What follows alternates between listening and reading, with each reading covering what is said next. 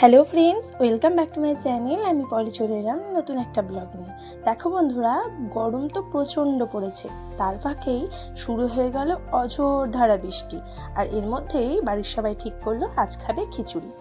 যেহেতু বৃষ্টি হচ্ছে রাতভর বৃষ্টি হচ্ছিল, যার জন্যে কিন্তু রাতের এই মেনুটা ছিল। তো প্রথমেই দেখো আমি কুকারের মধ্যে বসিয়ে দিয়েছি মটর ডাল সেদ্ধ হতে, আর এদিকে কড়াইয়ে ভেজে নিচ্ছি মুগ ডাল। আর ঘরে এই 3 রকমের ডাল ছিল বলে 3 রকমের ডাল দিয়ে কিন্তু করে নিচ্ছি খিচুড়ি।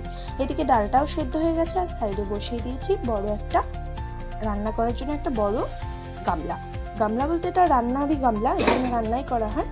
তো তার মধ্যে আমি কি করেছি, আগে থেকে ধুয়ে নিয়েছিলাম মসুরির ডাল, মুগ ডাল, আর সঙ্গে দিয়ে দিয়েছিলাম চাল।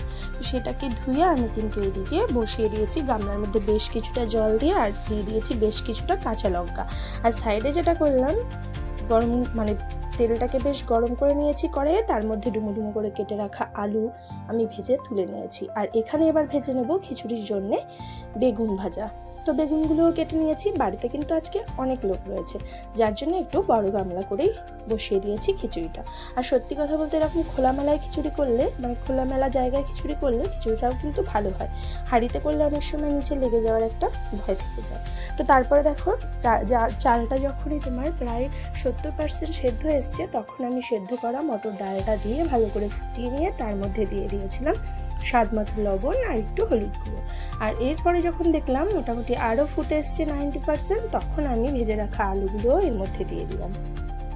আর জানো তো বন্ধুরা, প্রচণ্ড বৃষ্টি হচ্ছে, তার মধ্যে হঠাৎ করেই চলে গেল কারেন্ট। তো কি করব, এই সাইডে দেখো বেগুন ভাজার পরেও এদিকে আমি প্রায় 7-8টা ডিম ফাটিয়ে নিয়েছি একসঙ্গে, তার মধ্যে পেঁয়াজ কুচি দিয়ে দিয়েছি আর স্বাদ মতো লবণ দিয়ে দিলাম।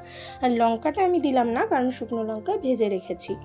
আর যেহেতু খিচুড়িতে দেবো বেশি করে লঙ্কা, যার জন্য ডিমে আর আমি লঙ্কা দিইনি। আর একটা বিশেষ কারণ হলো, মেয়ে এই ডিম ভাজা খেতে খুব ভালোবাসে, কিন্তু লঙ্কা দিলেও একদমই খেতে পারবে না।